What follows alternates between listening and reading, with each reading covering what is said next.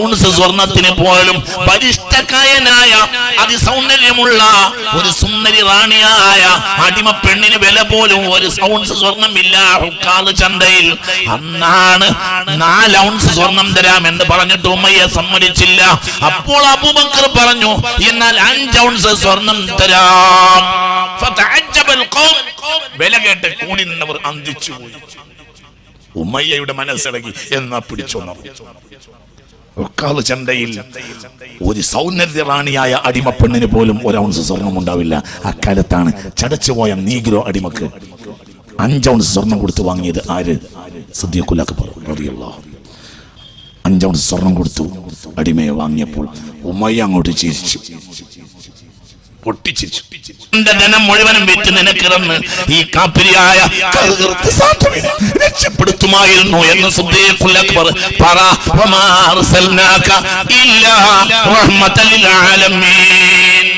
ഇത് തന്നെ മതം, ഇതാണ് മതം. എന്നിട്ട് 5 ഔൺസ് സ്വർണം കൊടുത്തു വാങ്ങിയ ഈ കാപ്പിരി അടിമയോട് ഒരു വെള്ളം ചൂടാക്കാൻ പോലും കൽപ്പിച്ചില്ല മഹാനായ സിദ്ദീഖ്. فمحمدنا هو سيدنا فالعز لنا لإجابته الله الله الله الله وكلهم من رسول الله ملتمس غرفا من البحر أو رشفا من الديم وواقفون لديه عند حدهم من نقطة العلم أو من شكلة الحكم فهو الذي تم معناه وصورته ثم اصطفاه حبيبا بارئ النسم. മുഹമ്മദ് അതല്ലേ മുഹമ്മദ്. എന്ത് തിരിയും? എന്താന്ന് നമുക്കറിയാം. ഈ മനുഷ്യനെ പറ്റി എന്തറിയും? ഇബ്രാഹിമിനെ അറിയില്ല, പിന്നെന്താ നമുക്ക്? ആരാ ഇബ്രാഹിം? ഇബ്രാഹിം അഗ്നികുണ്ഡത്തിൽ കയറിയപ്പോൾ ലോകത്തുള്ള എല്ലാ അഗ്നിയും ആ സമയത്ത് ഇഹ്റാഖിനെ പിൻവലിച്ചു എന്നൊരു വ്യാഖ്യാനം ഈ കഴിഞ്ഞ ആഴ്ച ഞാൻ കണ്ടു. ലോകത്ത് ഇബ്രാഹിം അഗ്നികുണ്ഡത്തിൽ കിടന്ന നേരത്ത് ലോകത്ത് ഒരു അഗ്നിയും അതിനെ കരിക്കുക എന്ന സ്വഭാവത്തെ പിൻവലിച്ചിരുന്നു. ഒരു അഗ്നിയും തൽക്കാലം കരിക്കണ്ട തീരുമാനിച്ചു. മനസ്സിലാവുണ്ടോ നിങ്ങൾക്ക്? മനസ്സിലായില്ലേ? ഒരു ലോകത്ത് എല്ലാ അഗ്നിയും അപ്പോൾ കരിക്കുക എന്നതിൻ്റെ അതിൻ്റെ നൈസർഗികമായ ഗുണത്തെ പിൻവലിച്ചു. എന്തുകൊണ്ടോ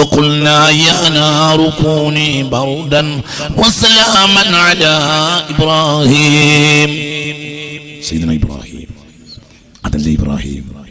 ഉറക്കെ പറ, സയ്യിദുനാ ഇബ്രാഹിം. ആ ഇബ്രാഹിമിനെ അറിയൂല മുഹമ്മദിനെ സല്ലല്ലാഹു അലൈഹി വസല്ലം.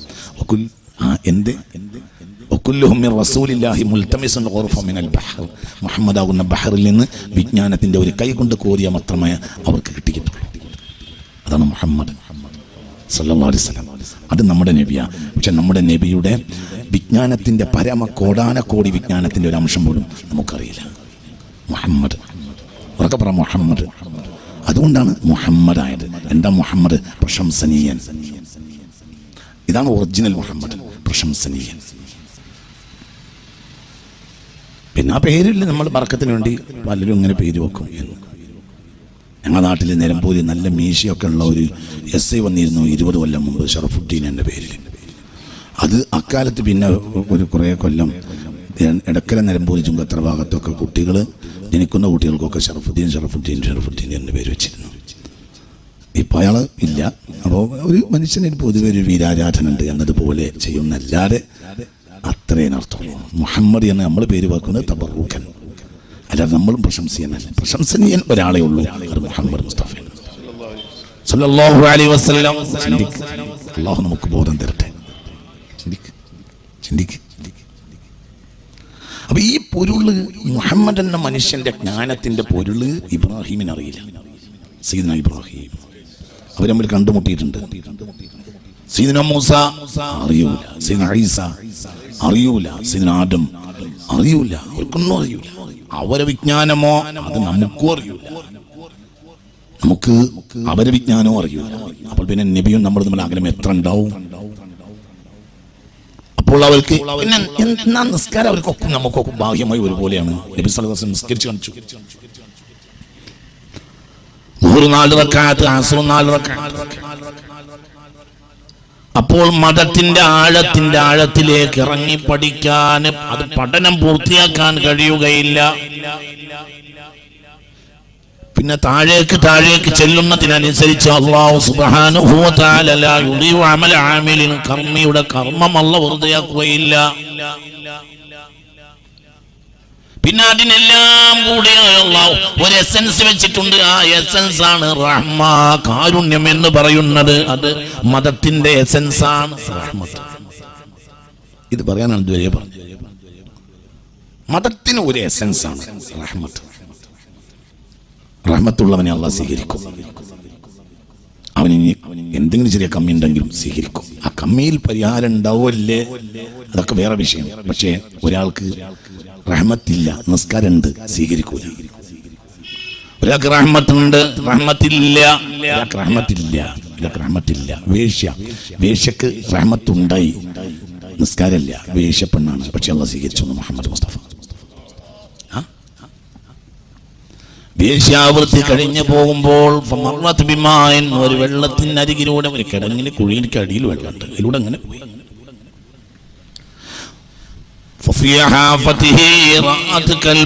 കിണറിന്റെ കരയിൽ അവൾ ഒരു നായയെ കണ്ടു. അതിന്റെ നാവ് നീട്ടിയിട്ടുണ്ട്. മണ്ണിൽ ഇങ്ങനെ ഉരസുന്നുമുണ്ട്. നായക്ക് ദാഹമുണ്ട് എന്ന് പെണ്ണിന് ബോധ്യപ്പെട്ടു. ബക്കറ്റും കിട്ടിയില്ല, കയറും കിട്ടിയില്ല. പക്ഷേ ആ നായക്കരികിലൂടെ അതിനെന്തെങ്കിലും ഒരു ഉപകാരം ചെയ്തു കൊടുക്കാതെ കടന്നു പോകൽ പെണ്ണിന് വിഷമമായി. ആ കിണറ്റിന്റെ ആ കുഴിയുടെ അരികിൽ നിൽക്കുന്ന നായക്കൊരു ദാഹം തോന്നിയ നായക്ക് ദാഹമുണ്ട് എന്ന് കാണിക്കുന്ന ഈ നായക്ക് ഒരു തുടം വെള്ളമെങ്കിലും കൊടുക്കാതെ അതുവഴി കടന്നു പോവുക എന്നൊരു പെണ്ണിന് വിഷമമായി. പക്ഷേ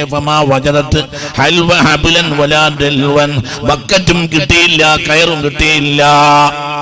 വളരെ അടിയിലാണ് വെള്ളമുള്ളത്. പിന്നെന്താ ചെയ്തത്? പിന്നെ അവൾ ചെയ്തത് അവൾ വസ്ത്രം അഴിച്ചു.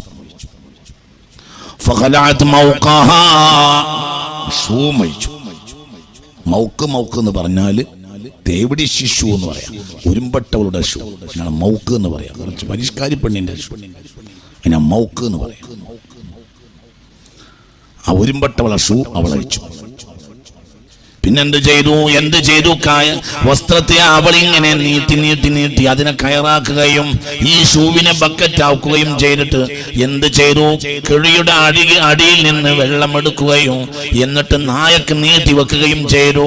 നായ അത് കുടിച്ചു, പക്ഷെ പിരിച്ചു പോയില്ല. അപ്പോൾ വീണ്ടും കിണറിലേക്ക് ഈ ഷൂ ഇറക്കി വീണ്ടും എടുത്തു.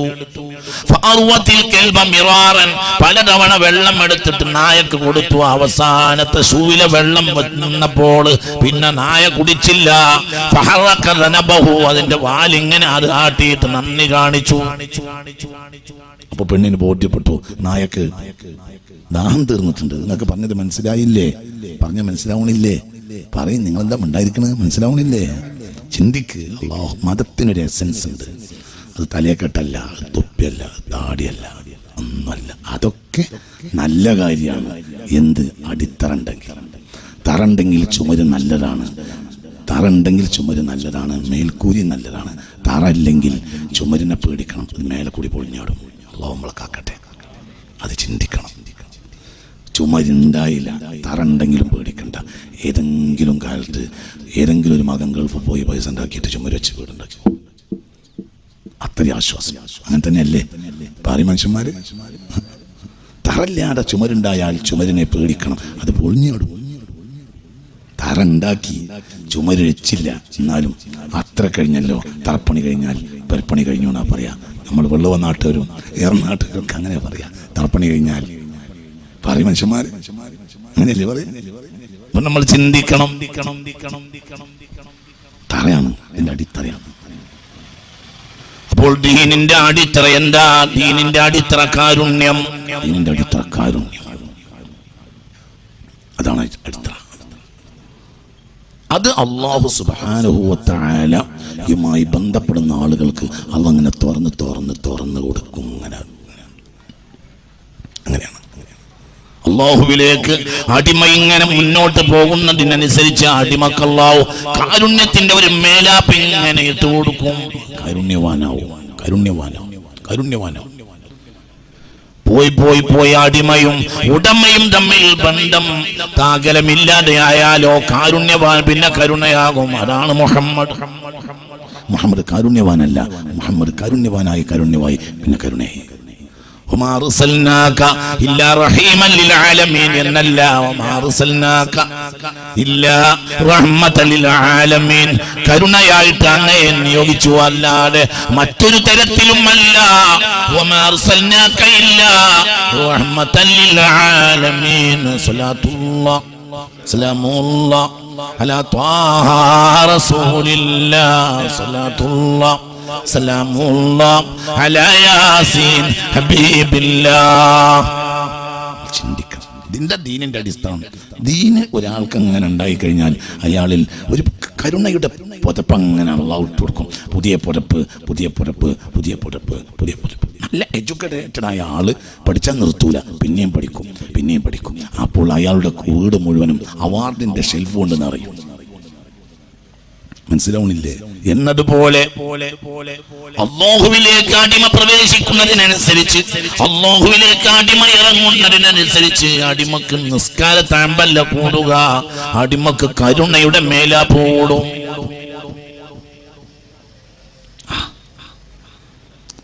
ആ മേലാപ്പ് കൊണ്ട് അടിമ അടിമയെ പൊടിയുകയും അടിമയെ പൊടിയുകയും ചെയ്യും. ആ മേലാപ്പ് കൊണ്ട് ഉടമ അടിമയെ പൊടിയും. ഒരാൾ അടിമ ഉടമയിലേക്ക് അടുത്താൽ എന്ത് ചെയ്യും? അടിമ ഉടമയിലേക്ക് അടുത്താൽ ഉടമ അടിമയെ തെരഞ്ഞെടുക്കും. അടിമ ഉടമയിലേക്ക് അടുത്താൽ എന്ത് ചെയ്യും? ഉടമ അടിമയെ തെരഞ്ഞെടുക്കും. ഉടമ അടിമയെ തെരഞ്ഞെടുത്താലോ അടിമക്കൊരു അവാർഡ് കൊടുക്കും. എന്താണ് അവാർഡ്? ഒരു കാരുണ്യത്തിന്റെ മേലെങ്കിൽ ആ അടിമയുടെ മേൽ പൊടിഞ്ഞു കൊടുക്കും. വീണ്ടും എടുത്താലോ ഒന്നും കൂടെ കരുണയുടെ ഒരു പുറപ്പെട്ടു കൊടുക്കും. ഒന്നും കൂടി അടുത്താലോ പിന്നെ കരുണയുടെ പുറപ്പെട്ടു കൊടുക്കും. പിന്നെ അടുത്താലോ പിന്നെ കരുണയുടെ പുറപ്പെട്ടു കൊടുക്കും. ഈ കിട്ടുന്ന പുറപ്പുകളെല്ലാം അടിമ എന്ത് ചെയ്യും? അടിമയെ പൊടിയും. അടിമയും ഉടമയും തമ്മിൽ ബന്ധമില്ല, അകലമില്ലാതെ അടുത്തു പോയാൽ അടിമ കാരുണ്യവാനായി പിന്നെ കരുണയായി മാറും. ഇല്ലാ റഹ്മത്തൻ ലിൽ ആലമീൻ.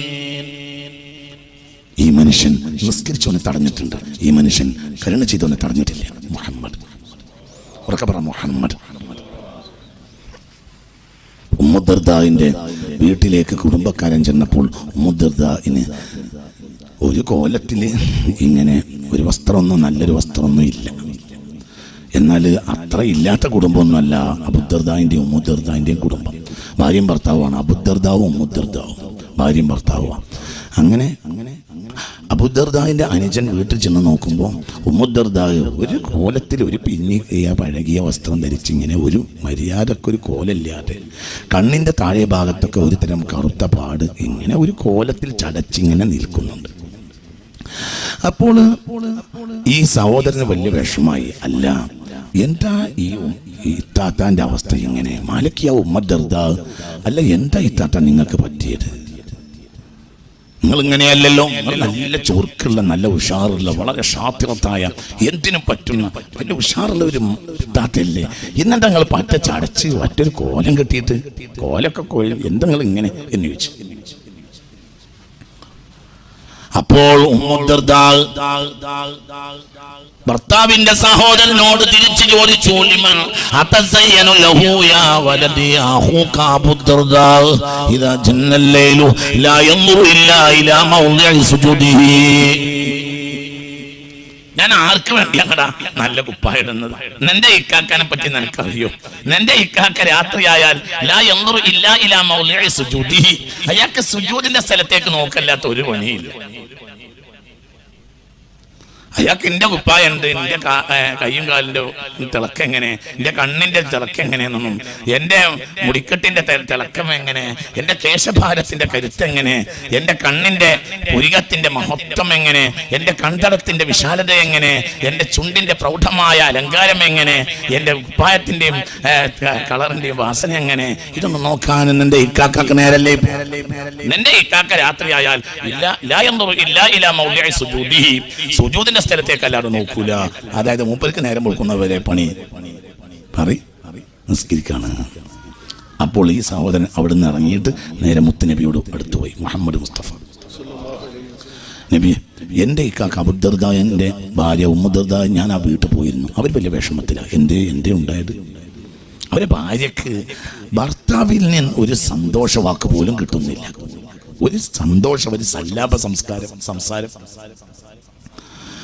രാത്രിയായാലും ഒരു തലയണയിൽ രണ്ടാളും കിടന്നിട്ട് നല്ല വാക്ക്, അതിനൊന്നും അയാൾക്ക് നേരല്ല.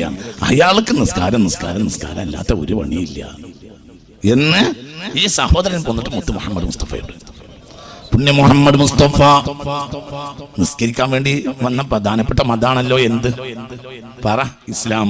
അപ്പൊ എന്താ നബി പറയേണ്ടത്? അങ്ങനെ തന്നെയാ എൻ്റെ കുട്ടികൾ വേണ്ടത്. നേരം വെളുക്കുന്നവരെ നിസ്കരിക്കി, അള്ളാഹുവിലേക്ക് അടുക്കി, അങ്ങനെയല്ലേ നബി പറയേണ്ടത്?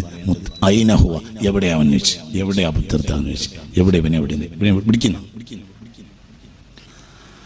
ആരോ ചെന്ന് നോക്കി, എവിടെയോ അബൂദർദ ഉണ്ട് നിസ്കരിച്ച് ഇങ്ങനെ ഇരിക്കുന്ന. അപ്പോൾ പോയി പിടിച്ചുകൊണ്ട് അപ്പോൾ പറഞ്ഞു, ഇനി മേലാൽ നിന്നെ ഈ പരിധി വിട്ട നിസ്കാരത്തിൽ ഞാൻ കണ്ടുപോകരുത്. മുത്ത് മുഹമ്മദ് മുസ്തഫ ആ പെണ്ണിനോട്, പെണ്ണ് കെട്ടിയൊരു നല്ല വർത്തനെങ്കിലും അവളോട് പറയണം. ഓ ഈ പണിയൊക്കെ നിർത്തി അങ്ങോട്ട് പോകും എന്ന് മുഹമ്മദ് മുസ്തഫ, പുണ്യ മുഹമ്മദ് മുസ്തഫ. നിങ്ങൾ ചിന്തിക്ക്. എന്തുകൊണ്ട് മുഹമ്മദ് കരുണയാണ്? കരുണയില്ലാത്ത ഒരു പദം മുഹമ്മദ് മുസ്തഫക്ക് അറിയൂല. വമാ അർസൽനാക ഇല്ലാ റഹ്മത്തൽ ലിൽ ആലമീൻ. ഇതാണ് മതത്തിന്റെ മജ്ജ, ഇതാണ് മതത്തിന്റെ മാംസം, ഇതാണ് മതത്തിന്റെ ബാക്ക് ബോൺ, ഇതാണ് മതത്തിന്റെ നട്ടെല്ല്. അല്ലാഹു നമുക്ക് തൗഫീഖ് തരട്ടെ. ചിന്തിക്ക്. നിസ്കാരമുണ്ട്, കരുണയില്ല. നിസ്കാരം പോലും തള്ളി. فذلك الذي يدعو اليتيم ولا يحض على طعام المسكين فويل للمصلين الذين هم عن صلاتهم ساهون الذين هم يراءون ويمنعون الماعون. ഒരു വിഭാഗം നിസ്കാരക്കാരുണ്ട്, അയൽവാസികളോട് പോലും അവർ സഹകരിക്കുകയില്ല. അതുകൊണ്ട് അവരുടെ നിസ്കാരം അല്ലാഹുവിന് വേണ്ട. അവർ അയൽവാസികളോട് പോലും സഹകരിക്കൂല. യംനഊനൽ മാഊൻ എന്ന് പറഞ്ഞാൽ കൊടുത്താൽ നഷ്ടമില്ലാത്ത വസ്തുക്കൾ ചോദിച്ചാൽ പോലും അയൽ വീട്ടിലേക്ക് കൊടുത്തയക്കൂല. അതിനാണ് മാഊൻ എന്ന് പറയുക. കൊടുത്താൽ നഷ്ടമില്ലാത്ത സാധനങ്ങൾ. ഏതുപോലെ ബക്കറ്റ് ഒന്ന് ചോദിച്ചു, കൊടുത്തില്ല. നിങ്ങൾക്ക് ബക്കറ്റ് തന്നിട്ട് കാര്യമില്ല, അത് നിങ്ങൾ കണ്ടിട്ടുള്ളൂ എങ്കിൽ ആ വല്യമ്മയുടെ നിസ്കാരം അല്ലാഹു തആലാക്ക് പറ. നിങ്ങൾക്ക് എന്തിനാ പേടി പറയാന്? ഞാനല്ലേ നീളം കുപ്പായിട്ട് വന്നിരുന്ന് പറയുന്നത്? നിങ്ങൾക്ക് വല്ല പേടിയുണ്ടോ? പറയുന്ന ആൾ ഞാനല്ലേ. ഞാൻ പറഞ്ഞു ഞാനല്ലേ ഏറ്റെടുക്കണ്ട്. മനസ്സിലായോ പറഞ്ഞത്? വല്യമ്മ ഹജ്ജുമ്മയാണ്. എല്ലാം 2 മാസം 3 മാസം കൂടുമ്പോൾ ഉംറക്ക് പോകുന്ന വല്യമ്മയാണ്. ഈ വല്യമ്മന്റെ നിസ്കാരം അല്ലാഹു തആലാക്ക് വേണ്ട. എന്തുകൊണ്ട്? അടുത്ത വീട്ടിലേക്ക് മാഴൂൻ ചോദിച്ചപ്പോൾ കൊടുത്തില്ല. എന്താ മാഴൂൻ? കൊടുത്തത് കൊണ്ട് കൊടുക്കുന്നവന് വലിയ നഷ്ടമൊന്നുമില്ലാത്ത സാധനം. കദ്ദൽവി. 1 കോടി ഉറുപ്പ്യല്ല വന്ന് ചോദിച്ചത്. എന്താ ചോദിച്ചത്? ഞങ്ങളെ ബക്കറ്റ് കിണറ്റിച്ചാടി, അതുകൊണ്ട് ഇവിടുത്തെ ബക്കറ്റ് തൽക്കാലം ഒന്ന് കഴിച്ചോട്ടെ എന്ന് ചോദിച്ചു. എന്നാൽ ഞങ്ങളെ ബക്കറ്റ് നിങ്ങൾ കിണറ്റിടും, പണി നോക്കുന്ന. നിങ്ങൾക്ക് പറഞ്ഞത് മനസ്സിലായോ? വണ്ടി വിടുമെന്നാണ്. ആ നിസ്കാരം അല്ലാഹു തആലാക്ക് വേണ്ട. കയറ് പോലെ കയറെന്ന് ചോദിച്ചു. ഞങ്ങളുടെ വീട്ടില് അതിഥികൾ വന്നിട്ടുണ്ട്, ഞങ്ങൾക്ക് ഇന്ന് തലയണ കുറവാണ്, അതുകൊണ്ട് അടുത്ത യശോദയുടെ വീട്ടിൽ നിന്ന് ആചാര്യ വീട്ടിലേക്ക് വന്ന് ചോദിച്ചു. യശോദയുടെ മോൻ 2 കുട്ടികൾ ഓടി വന്ന് ചോദിച്ചു, അജ്ജുമ്മേ നിങ്ങളോട് അമ്മ 2 തലയണ തരാൻ വേണ്ടി പറഞ്ഞിട്ടുണ്ട്.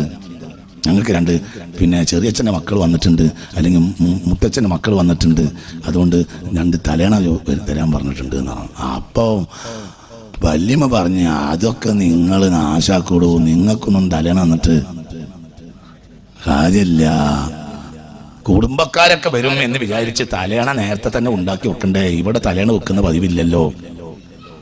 മനസ്സിലായോ പറഞ്ഞത്? എന്ന് പറഞ്ഞിട്ട് അവരെ തിരിച്ചയച്ചിട്ട് അജ്ജുമ്മ, എന്നിട്ട് അജ്ജുമ്മ അന്ന് രാത്രി അള്ളഹാനോട് തഹജ്ജുദ് നിസ്കരിച്ചാൽ ആ അജ്ജുമ്മക്ക് വെറുതെ ഈ സാധനങ്ങൾ തടിയുള്ള സാധനം മേലെയാക്കി കിടക്കാന്നല്ലാതെ അള്ളാഹു ആ നിസ്കാരം സ്വീകരിക്കൂലാണ്. ഖുർആനിൽ ഉണ്ട്, അള്ളാഹിന്റെ പരിശുദ്ധ കലാമായ ഖുർആനിലുണ്ട്. കരുണ ചെയ്യുന്നിടത്ത് മതല്ല, കരുണ ചെയ്യാത്ത സൃഷ്ടികൾക്ക് പോലും വ്യത്യാസം ഉറുമ്പിനോട് പോവുകയാണ്. എല്ലാവർക്കും അത് അറിയാതെ പോവുകയാണ്. അള്ളാഹു നമ്മളെ കാക്കട്ടെ. അതാണ് പ്രശ്നത്തിന്റെ മർമ്മം. അതാണ് എന്താണ് മതം? എന്താണ് മതം? മതം ചില ചേഷ്ടകളാണ്. ഇന്ന് ചിന്തിക്കണം. അള്ളാഹു നമ്മളെ കാത്തുരക്ഷിക്കട്ടെ. ചില കർമ്മങ്ങളും ചില രീതികളും ചില അനുഷ്ഠാനങ്ങളുമാണ് മതം എന്ന് വിചാരിക്കും. എന്ത് വ്യക്തികളാണ് മനുഷ്യൻ.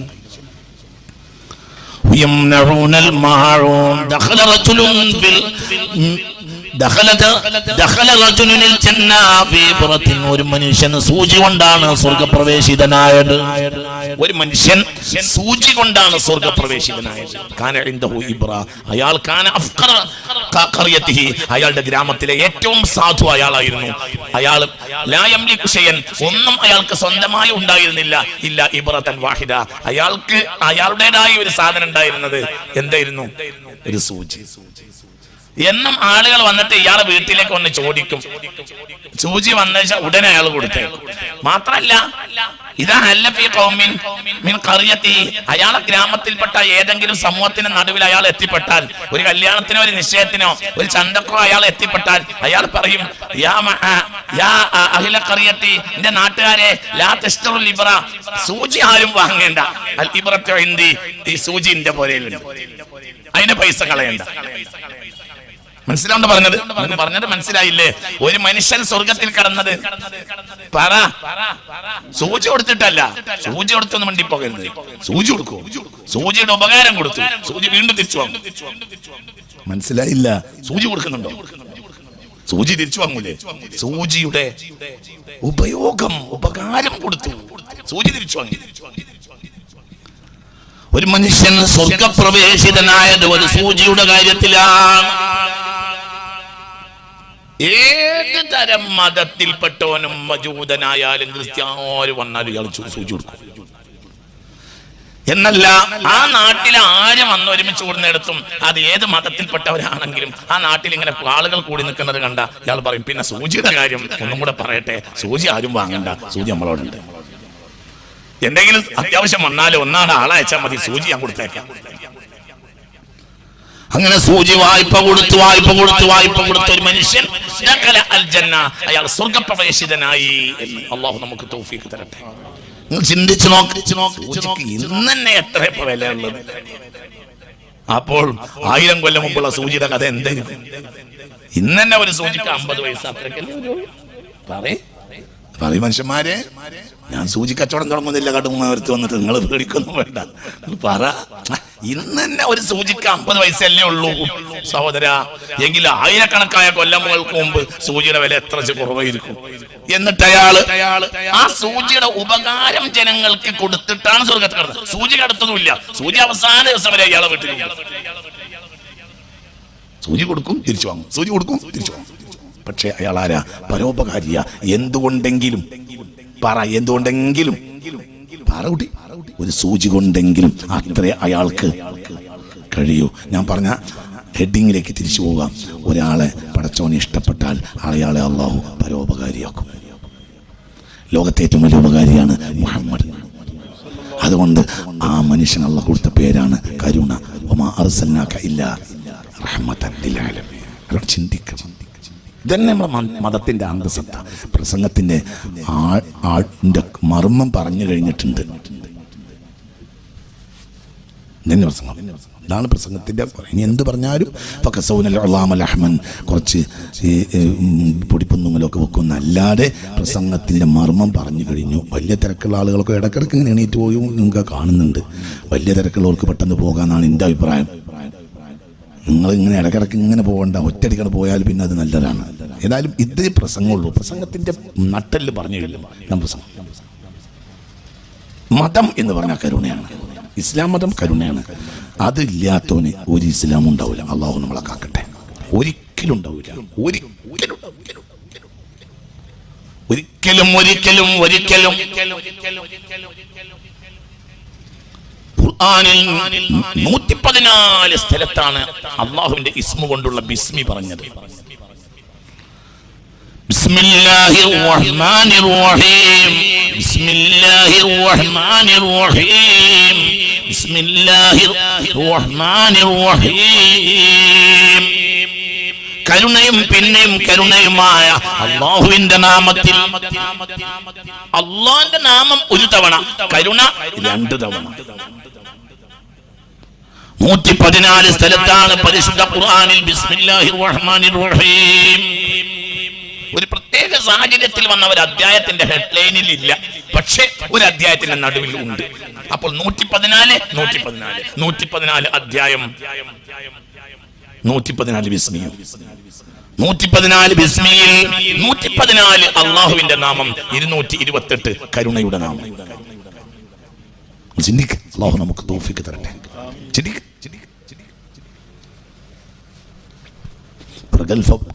പ്രഗൽഭ ഫാത്തിഹയിൽ അള്ളാഹ് 2 തവണ, കരുണ 4 തവണ. ഉമ്മുൽ ഖുർആൻ അതല്ലേ ഖുർആന്റെ മാതാവ്, സ്പിരിറ്റ് ഓഫ് ഖുർആൻ, ഖുർആന്റെ സോൾ അല്ലേ അത്? ഫാത്തിഹ, പരിശുദ്ധ ഫാത്തിഹ.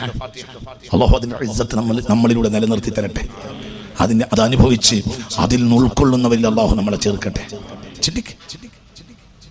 ബിസ്മില്ലാഹിർ റഹ്മാനിർ റഹീം.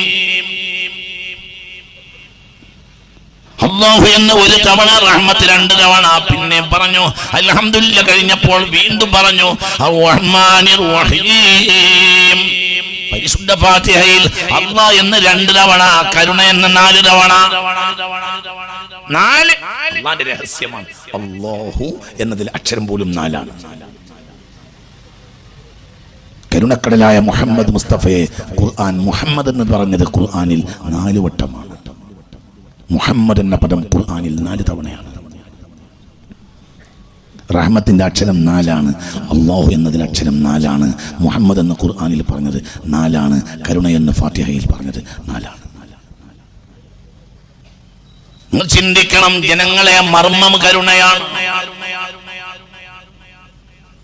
മതത്തിന്റെ ആഴം എന്ന് പറഞ്ഞ കരുണയാണ്. ഇതൊന്ന് പഠിക്കൂ ജനങ്ങളെ. മതത്തിന്റെ ആഴം കരുണയാണ്.